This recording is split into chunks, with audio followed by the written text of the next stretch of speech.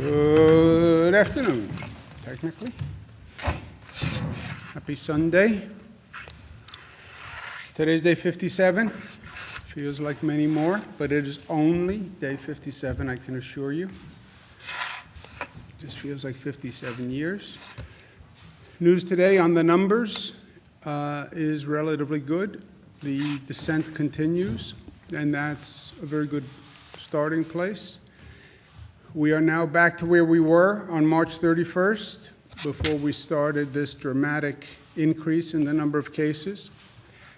We're still watching big questions. How fast does that number continue to come down? First, does that number continue to come down?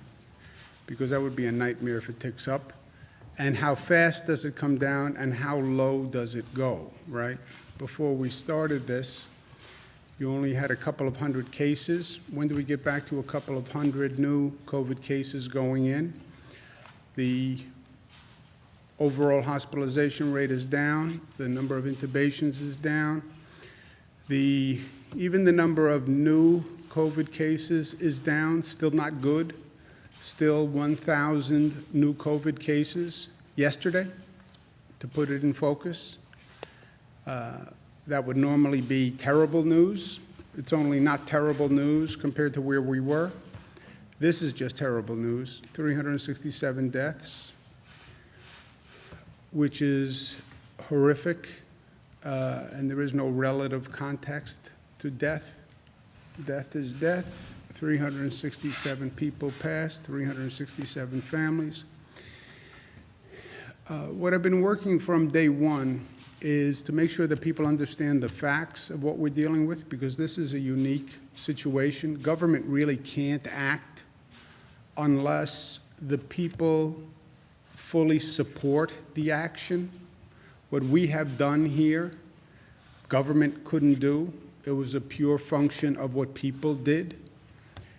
So my plan all along has been give people the facts, and if they have the facts, they will act responsibly. But they have to have the facts, they have to buy into the plan, and it really is an individual decision, right? Who's taking care of your health? You are. We're mutually dependent in that what I do can affect your health. But it really comes down to giving everybody the information so people can make their own decision. And the great achievement in this period has been that when people get the facts, and they trust the facts, and they understand the facts, they do the right thing. And that is a lesson that I hope people remember after this is all over. But we still have to remember the facts. And we talk about reopening, we talk about reimagining. Let's start to put some meat on the bones of what we're talking about so people understand.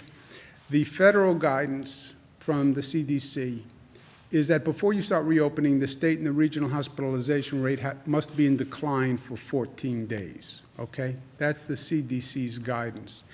The federal government leaves it up to the states, it's up to the governors, but they also give guidance. And in this case, I think the CDC guidance is right. So we're monitoring the hospitalization rate, we're monitoring the regional hospitalization rates. We said in this state, it's a very diverse state. Upstate regions are like states in the Midwest, even out west. And we have very different hospitalization rates, so we look at the rates all across the state as well as across the regions. We're going to reopen in phases, a regional analysis on what we call our economic regions that we've been working with the state on, and those regions have been working together on economic policy, et cetera. So to analyze the regions which are existing coalitions actually works. But look at the regional analysis, make a determination, and then monitor whatever you do. Phase one of reopening will involve construction and manufacturing activities. And within construction and manufacturing, those businesses that have a low risk, right? There is a range of construction activities, there's a range of manufacturing activities, but those businesses that pose a low risk within them. Phase two would then be more a business-by-business analysis using the matrix that we've discussed. How essential a service does that business provide, and how risky is that business? If you reopen that business, how much risk are you possibly incurring, and how important is it that that business reopen? And that matrix will be guiding us through phase 2. In phase 2, when we get there, we need businesses to do that analysis. They have to think about how they're going to reopen with this quote-unquote new normal. What precautions are they going to take in the workplace? What safeguards are they going to put in place? So it's very much going to be up to businesses. Then we're going to leave 2 weeks between phases so we can monitor the effect of what we just did, right? Take an action, monitor. 2 weeks, that's, according to the experts, the incubation period of the virus, so you can actually see if you had an effect where you increase the rate of infection, which you would then see in hospitalizations, testing, et cetera. So everyone understands the overall risk that you start to increase activity, the infection rate goes up, 2 weeks to actually do that monitoring. That's the broad outlines of the reopening plan. And then you get into caveats. One caveat is you can't do anything in any region that would increase the number of visitors to that region, right? You have a whole multi-state region in lockdown here. It's possible that you open something in Syracuse or you open something in the North Country where you now see license plates coming in from Connecticut, New Jersey, people from downstate, all coming to that area because they've been locked down and they're looking for an activity. So that's something that we have to pay attention to. And all of this is done in a multi-state context with our neighboring states, most relevant, especially downstate. Downstate is obviously the most complicated situation. That's New York City, that's Westchester, Nassau, Suffolk, the surrounding suburbs. Multi-state coordination is vital there because the New Jersey, Connecticut, New York City area is basically very intermixed. People are going and coming. They live in one place, they work in the other place. So that coordination is important. You get upstate, coordination with Massachusetts is more important in some areas, right? Some parts of the state, Pennsylvania coordination is more important. So coordinating with those states that are neighbors to that region. Downstate, we've said we have to coordinate the main activities. There are gears that intermesh. You can't turn one gear without turning the other gears. That's how you strip gears. Keep trying to explain to my daughters. Transportation, parks, schools, beaches, these are all coordinated activities, right?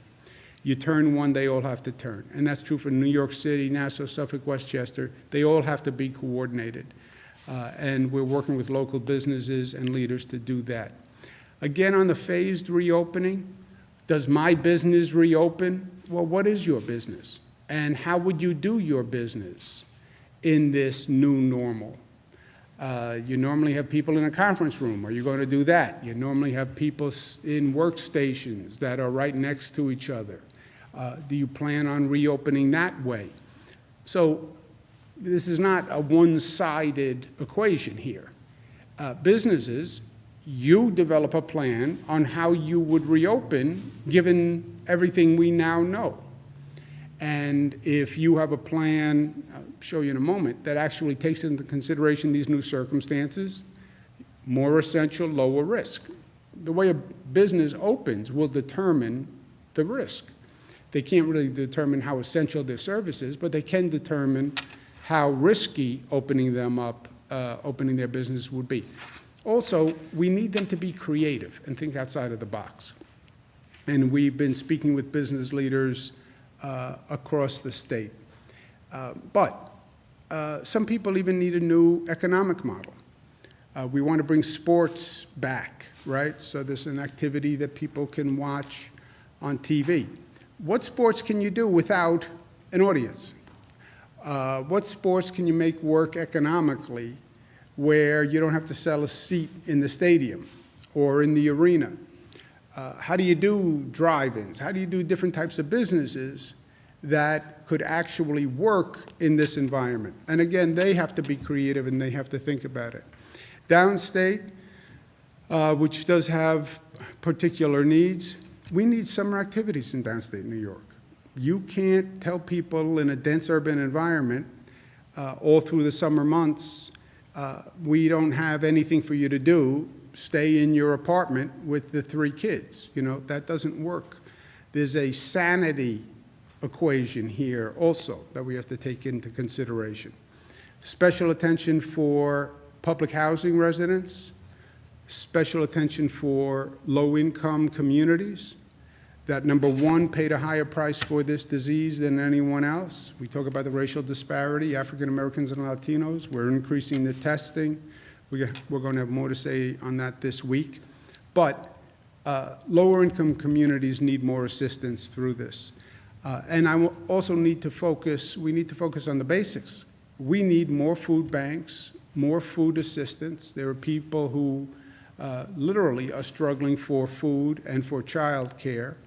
We have to make that more available. And I want to bring in a coordinated way, the philanthropies. There's a lot of goodwill. A lot of people want to help. Philanthropies represent a positive force in our society. I want to make them part of this in a partnership, and we're doing that. So working through all of this with partners in the business community and the healthcare community, right? Because we have an economic strategy and we have a public health strategy. It has to work with businesses who are creative and more thoughtful, and healthcare professionals who just learned a very important lesson with what we went through, and I don't want to lose that lesson.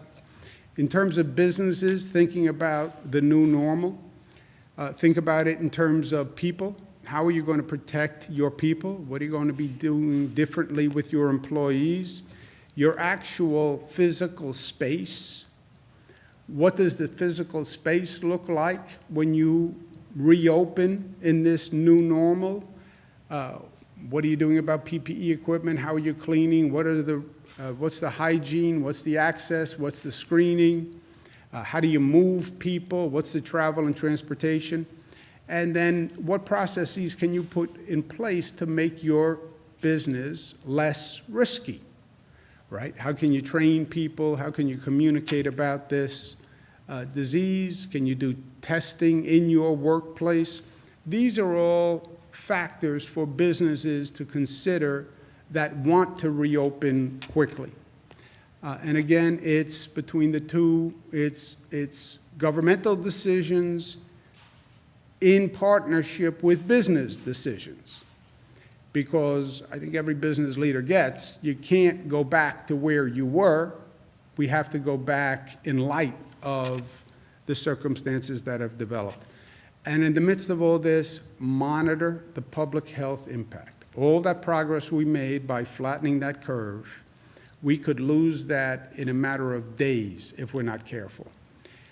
And it's important that people understand what that actually means. And this gets a little technical, but it's worth understanding. If I can understand it, anybody can understand it. They talk about the rate of increase of the spread of the infection, right? The R0 factor. But it's basically straightforward.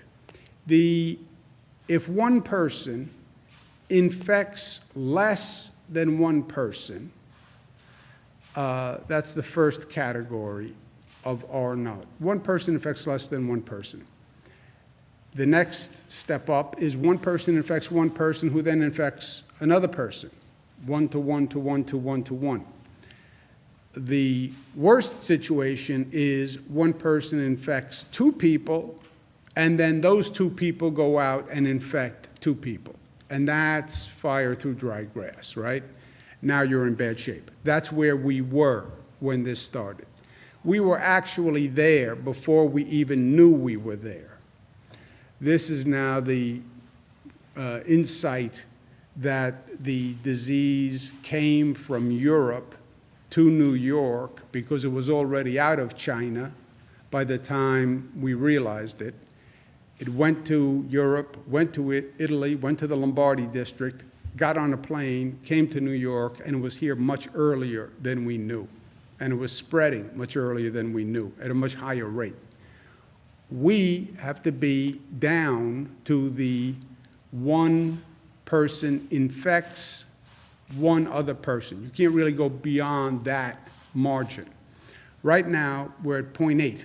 One person infects 0.8% of a person. So one person is infecting less than one person. That is good news. At that rate, you see the virus declining. Upstate, interestingly, it's 0.9. Again, statistically very close. But upstate, the infection rate is one person infects 0.9%.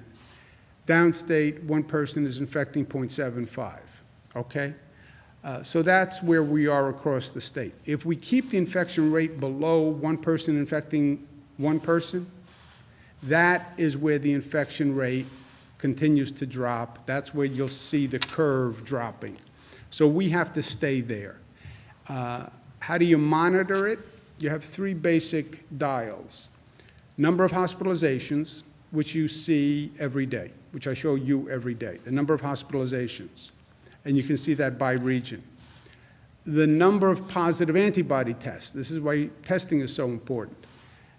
We're doing antibody testing around the state in regions. Antibody testing tells you how many people have been infected.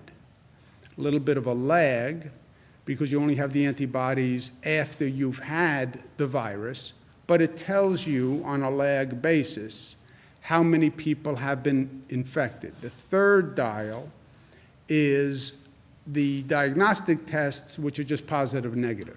And they tell you on an absolute basis what your infection rate is. Those are the three dials that you're watching. You take these activities, you watch those three dials. And you have your hand on the valve, right? The activity valve. So you open the valve a little bit. Phase one, watch those dials like a hawk, and then you adjust. That's called the RT factor, rate of transmission factor. What is the rate of transmission of the virus? We're now at about 0.8. You cannot go above 1.2. 1.2, you see that number go right back up again. And we'll be sitting here talking about showing you a chart that showed up, down, and then up again. That's what happens if the rate of transmission gets to 1.2. So this is the balance that we collectively need to strike. I want to get back to work. I want to get back to work. My kids want out of the house. I need to do something. I understand. We have to do it intelligently, and this is the definition of intelligence in this context. Also, I don't want to just reopen. We learned a lot of lessons here, painfully, but we learned a lot of lessons. And that's what reimagine means to me. How do we take the lessons we learned, take this pause in life, and say, when we reopen, we're going to be better for it. And we're going to reimagine what our life is, and we're going to improve for this pause. Look, even on an individual level, you had time to decompress a little bit or compress for a different set of factors, but I think everybody went through a period where they analyzed their life and what they were doing, and when somebody all of a sudden pulls the rug out from under you and you wind up in a different place, you know, you just see life differently. And I think that's true for most people. Okay, after that reflection, what have we learned, how do we improve, and how do we build back better? Because it's not about return to yesterday. There is no return to yesterday in life. It's about moving forward. It's about taking your experience and what you learned and bringing it to a positive effect. And with that, I want to end on just sharing a story that taught me a lot. There's a tunnel in New York called the L Train Tunnel. People in New York City know it very well. It's a tunnel that connects Manhattan and Brooklyn. And 400,000 people use this train and this tunnel. 400,000 people is a larger group than many cities in this country have, okay? So they had to close down the tunnel because the tunnel was old and the tunnel had problems, and everybody looked at it and they said, we have to close down the tunnel. 400,000 people couldn't get to work without that train, and they had all these complicated plans on how they were going to mitigate the transportation problem, and different buses and different cars and different bikes and different horses, the whole alternative transportation. And this went on for years. Everyone said you had to close the tunnel, and it was going to be closed for 15 to 18 months. Now, when government says it's going to be closed for 15 to 18 months, I hear 24 months to the rest of your life. That's my governmental cynicism. But that was the plan. We're going to close it down, rebuild the tunnel, 15 months to 18 months, the MTA. This was going to be a massive disruption. I heard a lot of complaints. I get a few smart people, Cornell engineers, Columbia engineers. We go down into the tunnel, and we look at it, and the engineers say, you know what, there's a different way to do this. And they talk about techniques that they use in Europe. And they say, not only could we bring these techniques here, and we wouldn't have to shut down the tunnel at all, period. We could just stop usage at nights and on weekends, and we can make all of the repairs. And we can do it with a partial closure for 15 months. The opposition to this new idea was an explosion. I was a meddler. I didn't have an engineering degree. They were outside experts. How dare you question the bureaucracy? The bureaucracy knows better. It was a thunderstorm of opposition. But we did it anyway, and we went ahead with it. And we rebuilt the tunnel, and the tunnel is now done better than before with all these new techniques. It opens today. It opens today, and the proof is in the pudding, right? We went through this period of, I don't believe it, this is interference. It opened today, and it opens today not in 15 months, but actually in only 12 months of a partial shutdown. So it's ahead of schedule, it's under budget, and it was never shut down. I relay this story because you can question, and you should question, why we do what we do. Why do we do it that way? I know that's how we've always done it, but why do we do it that way? And why can't we do it a different way? Why not try this? Why not try that? People don't like change, you know. We think we like change, but we don't really like change. We like control more than anything, right? But, so it's hard. It's hard to make change. It's hard to make change in your own life, let alone on a societal, collective level.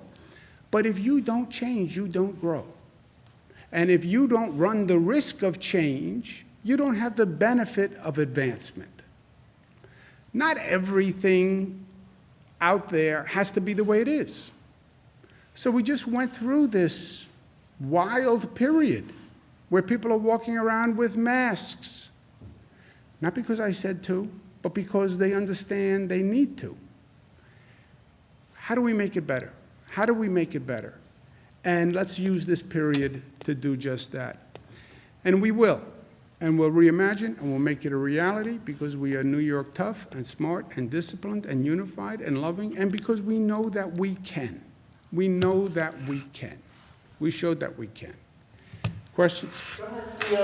What you presented today seems to be an outline, kind of a philosophical approach to reopening, but when can people expect like dates and hard facts and times of opening? When are we going to get details? You have them there, Jess. You have May 15th. The pause is statewide until May 15th, right? Then you have the CDC guidance that says total hospitalization is declining for 14 days, okay? So we get to May 15th. What regions have seen a decline for 14 days? Well, we're assuming we will have seen a decline in the state for 14 days. But what regions of the state have seen a decline for 14 days? That's where you will start the conversation to get to phase 1 in that region. The regions that would be more likely able to open sooner would be the upstate regions.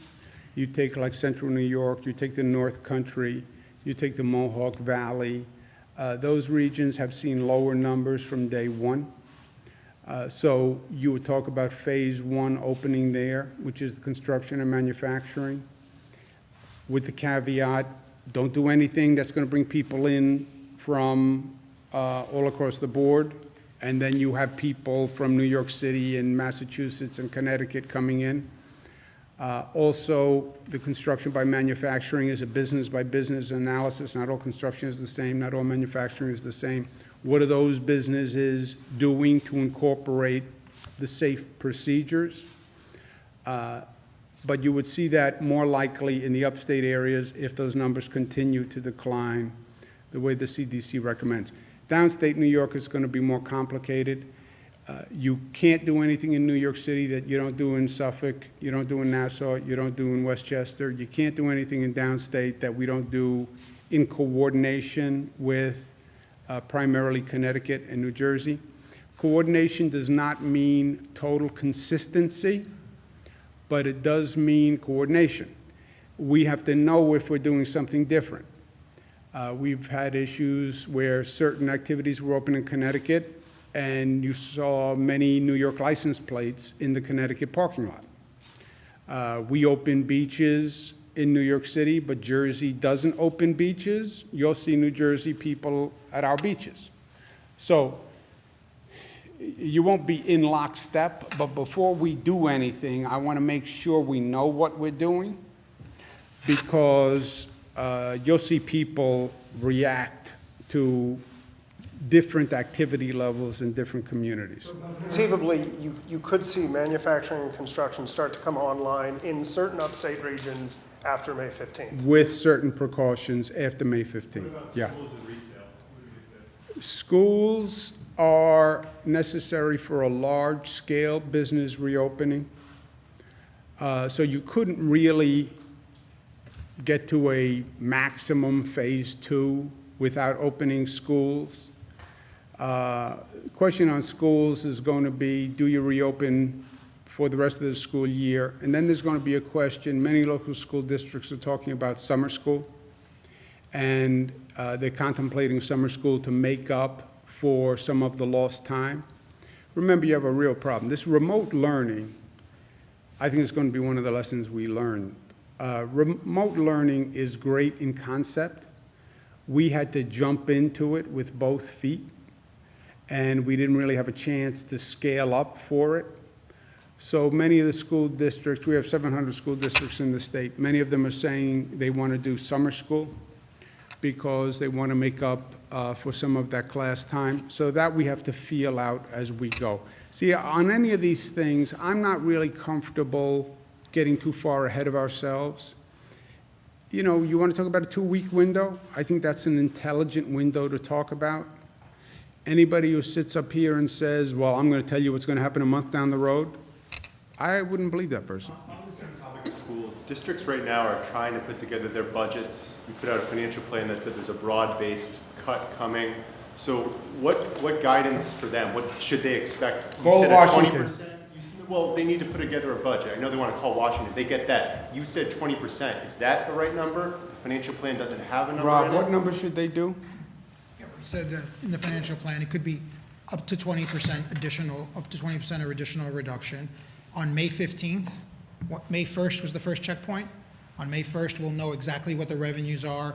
We'll know exactly where we are with Washington and whether we have more money. We'll release a plan by the middle of May that still gives time for the school districts to make their budgets. So between now and May 15th, we'll have more clarity and more specificity in the financial plan. Right now, we're letting you know, this is where we stand, this is where the revenue picture is, those are the facts, and by the time they put their school budget votes together, they will have those numbers, and we'll have that time. When will the votes be? How will they be done? I'm sorry? Your executive order puts the school budget votes after June 1. Do we know when they'll be, how they'll be done, by mail, by board? Yeah, I don't know. We haven't gotten there yet. Mark? I want to ask you about, in your presentation, I heard a lot about businesses and the private sector, but have you been in touch with the state worker leader, union leaders, and have you gotten any pushback, like, well, we don't want to be the guinea pigs, or we're the first one, where our workers are the first ones out at work? I mean, have you laid out a plan of the spacing and social distancing at state office buildings? Can you, you know, I don't see it in the presentation. Yeah, well, we are part of those. When you talk about opening up a government office that is not now open, we are part of that same analysis as for a business. We would not open any government office that doesn't have all those social distancing measures, reconfiguration of the workplace, et cetera. So we would do the same thing we're asking businesses to do. So are you planning anything? Are you Yeah. working on that? Yeah, we are planning that. We come back in phases, reduced workforce, more space, et cetera. And then we have certain functions that are more essential than others also. You know, the same thing I'm asking business to do, we are doing.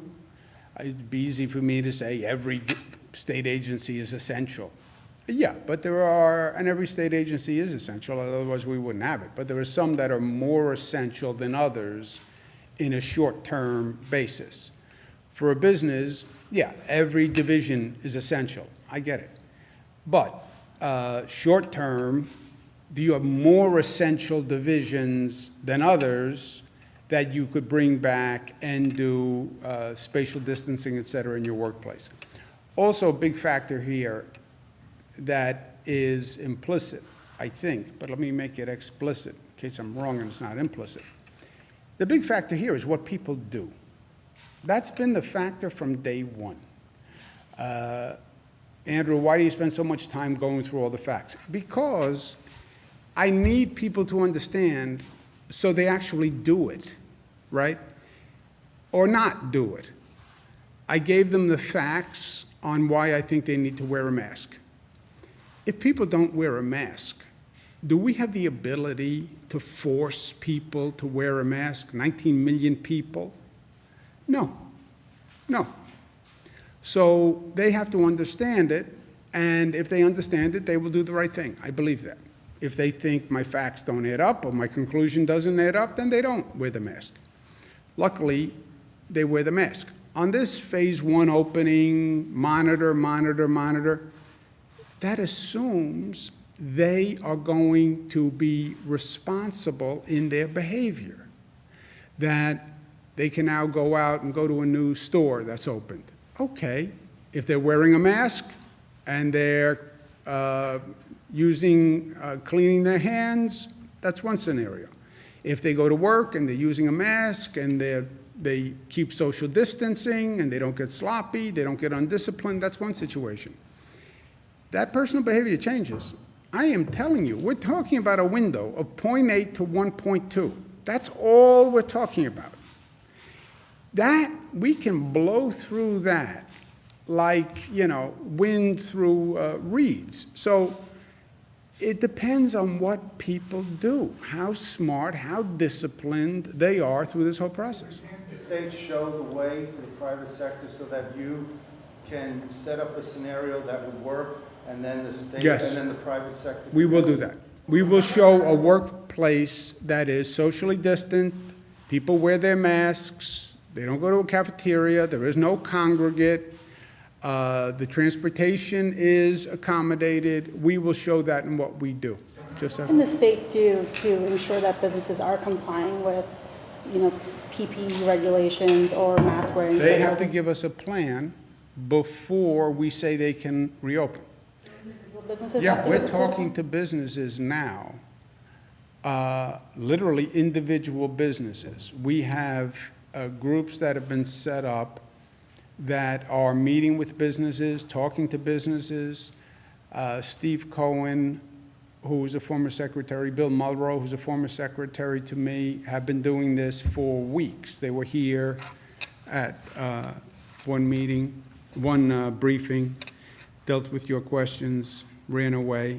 I don't know that there was a connection between the two.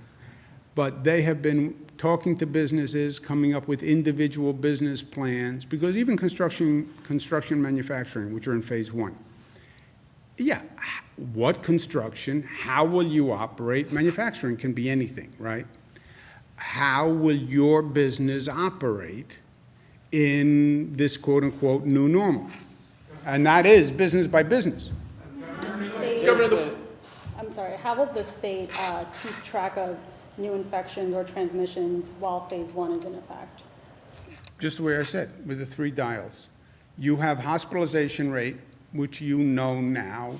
We have a new system in place. Every hospital in the state, on a day-to-day basis gives us their hospitalization rate. So that's dial 1. Dial 2 is the antibody testing, which we are now bringing up to scale in a large number, statewide and regional. Antibody testing tells you how many people were infected with a 2-week lag, okay? Because that's what, roughly 2 weeks to develop the antibodies. That's the second dial. The third dial is diagnostic testing, statewide and by region. This is what we got last week when we tested. Last week, we were in Buffalo and we tested 3% of the population were positive. This week, 4% of the population is positive. Oh, maybe that's statistically relevant, irrelevant. 4 days later, 5%. Oops. Close down the valve. So you have those 3 dials. Those 3 dials, hospitalization rate, antibody testing rate, positive diagnostic testing rate, positive, negative, they give you the rate of transmission, which is how fast is the virus spreading. Testing done in the regions that are in phase one? Yes, that's why we've said all of this is dependent on testing, because without testing, you only have 1 dial. You only have the hospitalization dial. And the hospitalization dial is a little misleading. Well, it's not misleading. It tells you what it tells you. But it tells you people who got infected in some period over the past 2 weeks or maybe 3 weeks, and who are seriously infected so that they had to go to a hospital. But that's all that hospitalization rate gives you. The antibody test and the diagnostic test give you a higher level of information by region. Go ahead, John, Governor, before you Governor, jump out of your chair. The Westchester County Center was one of the areas that was or one of the facilities that was crafted into a temporary hospital. The infection rate's going down. The work has been completed there, but there have been no patients as far as I know. What do you do now with those facilities, with that facility in particular, that there doesn't appear to be much of a use for? Yes. Today, we are in good shape, and today, that would be a true statement. Do you know if that'll be a true statement in 60 days? I do. Ah, so what would you do with the facility? I'm not the governor. Yeah, but what would you do if you were the governor? You'd leave it right there, because you don't know what it's going to be in 60 days. I mean, is there a possibility that you could transfer? There's been lots of talks about nursing home patients and residents. Could you move people out of nursing homes into a facility Nursing like home that? patients, let's go back to square one. A nursing home can only provide care for a patient who they believe they can provide adequate care for. If they cannot provide adequate care for a patient, they must transfer that patient. If they can't find an alternative nursing home or facility, Department of Health will find an alternative nursing home or facility. We have vacancies in nursing homes and in facilities. There is no nursing home who says, I have John, I can't take care of John, I don't know where to send him. Then call the Department of Health and we'll find a bed for John in a facility that can take care of him. That is how it works. There was one story that said, well, a nursing home said they wanted to send someone to the Comfort, which was the ship the federal government gave us. And Department of Health said they can't send them to the Comfort. Yes, a nursing home can't send a person to the Comfort because that's not the agreement with the federal government. Comfort only took referrals from hospitals, so the person was assessed at a hospital first. But forget the Comfort. If a nursing home calls up and says, I can't take care of this person, we will find a bed for that person, period. But isn't Go ahead, John. But doesn't that, isn't that at least a mixed message from the March 25th memo that said, you know, you cannot deny admission or readmission just because of a suspected COVID-19 case? No, you were in that facility. You have COVID. You're back in that facility. That facility, if they're going to care for you, must quarantine, must have PPE for staff, must follow these guidelines. Or they say, I can't take care of John. I can't take care of him. I'm not equipped. I don't have the space to quarantine. I don't have the staff. I don't have the PPE. I can't take care of John. I'm going to transfer John to another facility. Or I'm going to call the Department of Health and tell them to come pick up John. But if you keep John, and I'm paying you to keep John, or John's family is paying you to keep John, then you have to give John the appropriate care. And here's appropriate care for a person who has COVID. Sir. Alec Baldwin has released a video calling on you to grant broad clemencies to people in the prison system here. Do you have any plans to do that, and what do you make of his comments? We have been doing that. I haven't heard his comments. Broad clemency as far as you granting. Based on what, right? That's always the based question. on vulnerable populations, pregnant inmates. How about if they are violent and they just started their sentence? Specifically, the call is for prisoners who are near the end of their terms within a year, or older prisoners. That we've been doing. That we've been doing. To the economy, how can you possibly help farms that are struggling upstate? Obviously, the supply chain is, in a bind right now. Can the state do anything? Yeah, the Department of Agriculture is looking at just that. These stories about dumping milk. I don't really understand what the economic forces are where they have too much. And we've talked to the Department of Agriculture. Look, if there's a way we can buy it, we're talking about food banks in New York City for low-income communities. And then we're talking about dumping milk in upstate New York, right? I don't get it. So that's the exact issue that we're looking at. And if there's a way that the state can purchase as part of these food bank programs, for example, we will do that. One of the things is New York City schools bought a lot of the product from upstate New York because we worked very hard to develop that relationship. Apparently, the purchasing of the schools is down, or it's different purchasing. I don't know the exact specifics. But any way we can fix that, we will. Just a very different topic. Domestic violence, you guys did that hotline on the website. Is there any updates on the data? Are we still seeing incidents go up? Look, we see domestic violence going up.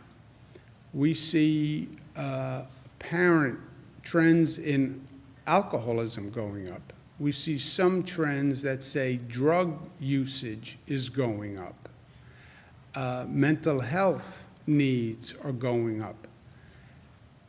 Do not underestimate the stress that this situation has created, the abnormal circumstances that it has created. I don't know if I have a job. I'm not getting a paycheck. The bills are still coming in. I see no light at the end of the tunnel. And I'm cooped up in my home, and I'm under tremendous stress, and then I have this added stress of being in this situation that I've never been before in my life. Yeah, that is a toxic mix. So when we talk about reopening, getting people out, some activities, a place where people can walk, just something, you know, I say tongue-in-cheek is the sanity index, but, you know, people need to know that there's an opening, there's a future, that there's hope, that somebody's doing something, and then you need a relief valve just on a day-to-day basis so people have some relief in their lives, some vent. Just about everyone at this point has said that this crisis has emphasized how important healthcare workers are even outside of a crisis. That being said, does that shine any sort of light or add any urgency to the plight of the pensioners of the former St. Clair's Hospital in Schenectady who are frankly dying off at this point? Oh, that's a good point. I do not, I don't know if we can get to that problem with this situation.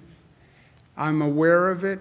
I don't know that, I don't know how we can help those people through here, but it's something we'll look at. Financially, it would be difficult because the state is strapped for cash, but as far as investigating to figure out who's responsible for the disappearance of their money, is that something that should be emphasized, seeing as those people are literal heroes? Yeah, for sure, for sure.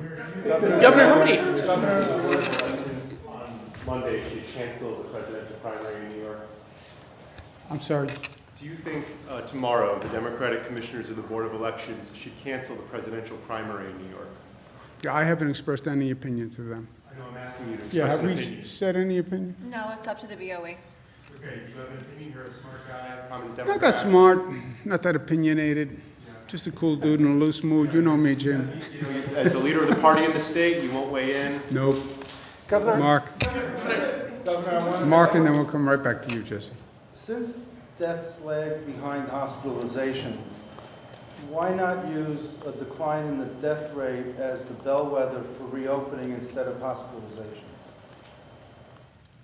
Well, we look at both, right? We look at the death rate by region, and we look at the hospitalizations. They basically track more or less. Do we know statistically what the variance is between the two? The death rate, we look at hospitalizations are important because that's the front end. That's sort of the newer cases, so you know what the capacity is on the system. We still know as a ratio, about 25 to 30% of all hospitalizations due to COVID end up in ICU. And of that 25 to 30%, 90% of those people end up on intubation. And then that rate of death is fairly high. So we work, when the governor talks about hospitalizations, that's that entire process that's factored in to the dial of reopen, not reopen. Yeah, and remember the train comes off the tracks here. The train comes off the tracks when you overwhelm the healthcare system. That's when everything goes bad. That was Italy. That's what we were very worried about, right? That infection rate keeps going up. You will have a death rate associated with that infection rate. But first, you'll have a collapse of the hospital system. And you'll have people in hallways, on gurneys, who aren't getting cared for. That's what we were petrified of, frankly. And that's why we boosted all the hospital capacity, all these extra facilities.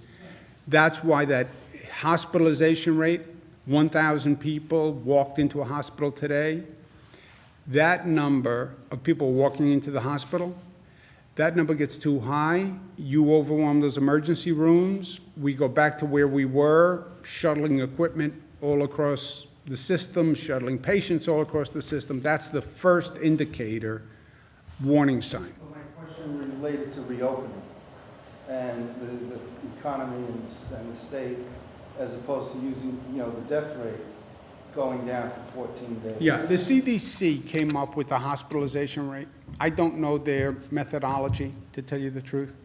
But Use a different. yeah, we do use both.